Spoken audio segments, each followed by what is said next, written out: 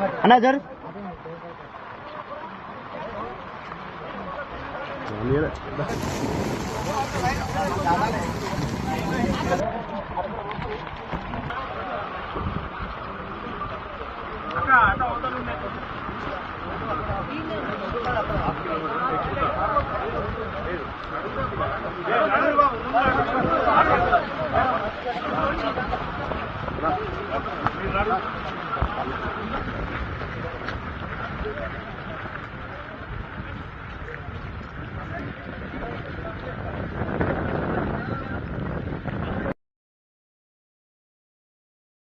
నివారణ చర్యలు తీసుకోవడంలో పూర్తిగా విఫలమైపోయింది.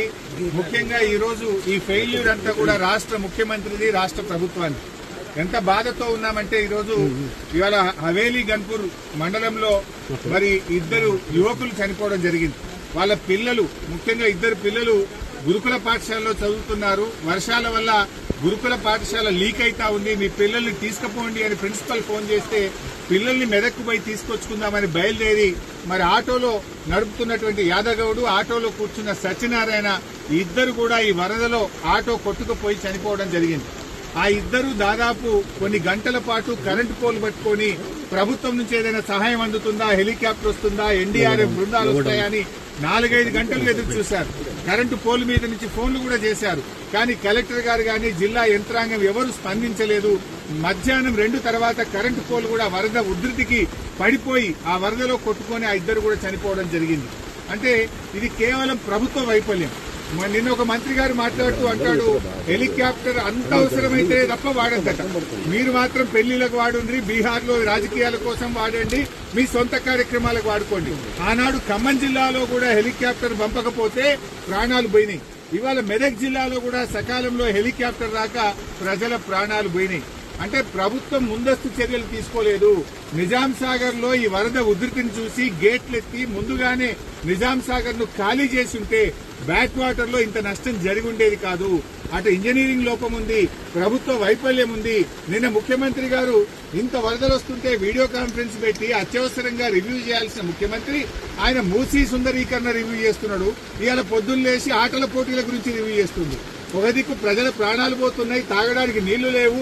హవేలీ గన్పూర్ లో నిన్నటి నుంచి కరెంటు లేక 7-8 గ్రామాల ప్రజలు మంచినీళ్లు లేక వర్షపు నీళ్లను ప్లేట్లలో, గ్లాసులలో పట్టుకొని తాగుతున్న పరిస్థితి ఉన్నది. ఇవాళ రేపు అంటు రోగాలు ప్రబలేటువంటి అవకాశం ఉంది. వచ్చే 24 గంటలు ఇంకా పెద్ద ఎత్తున వర్షాలున్నాయని వాతావరణ శాఖ చెప్తా ఉంది. ప్రజలు ఇబ్బందుల్లో ఉన్నారు. ప్రభుత్వం ఇప్పటికైనా మేల్కొని అత్యవసర చర్యలు చేపట్టి ప్రజలను కాపాడుకోవాలి. ప్రజలకు త్రాగునీరు అందించండి, ప్రజలకు అవసరమైన ఆహార పొట్లాలను పంపించండి, హెలికాప్టర్లను అందుబాటులో పెట్టండి. ఎందుకంటే బాగా తడిచి ఉన్నది, ఇప్పటికే నీటి ప్రవాహం ఉంది. ఇంకా వర్షం ఏమన్నా కొద్దిపాటి వర్షం ఎక్కువ పడ్డా కూడా మరి చెరువులు గాని తెగేటువంటి ప్రమాదం ఉంటది కనుక అన్ని జాగ్రత్తలు ప్రభుత్వం తీసుకోవాలని చెప్పి కోరుతా ఉన్నాం. ఏదైతే పంట నష్టం జరిగిందో ఒక్కొక్క రైతుకు ఎకరానికి 25,000 రూపాయల సహాయం అందించాలని కోరుతున్నాం. చనిపోయిన ఆ 2 కుటుంబాలకు కూడా ఒక్కొక్కరికి 25 లక్షల ఆర్థిక సహాయం అందించాలని కోరుతున్నాం. ఇక్కడే పక్కనే దూప్ సింగ్ తండా ప్రజలు తండాను వదిలిపెట్టి గుట్ట మీద ఉన్నారు. రాత్రంతా కూడా గుట్ట మీదనే ఉన్నారు. వాళ్ళకి మంచినీళ్లు లేవు. తండా ప్రజలు గుట్టల మీద ఉన్నారు. వాళ్ళను కూడా కాపాడాలని, వాళ్ళకి భోజనాలు, మంచినీళ్లు అందించాలని చెప్పి ప్రభుత్వాన్ని డిమాండ్ చేస్తున్నాం. సో ఈ రోజు నిన్న ఇద్దరు ఆ వరదలో కొట్టుకుపోయారు. అందులో బెస్త సత్యనారాయణ డెడ్ బాడీ ఇప్పటి వరకు దొరికింది. ఇంకా యాదగౌడు డెడ్ బాడీ ఇంతవరకు దొరకలేదు. ఎన్డీఆర్ఎఫ్ బృందాలను పంపించి వెంటనే యాదగౌడు యొక్క మృతదేహాన్ని మరి వెతికి కుటుంబ సభ్యులకు అందించాలని కూడా ప్రభుత్వాన్ని కోరుతుంది.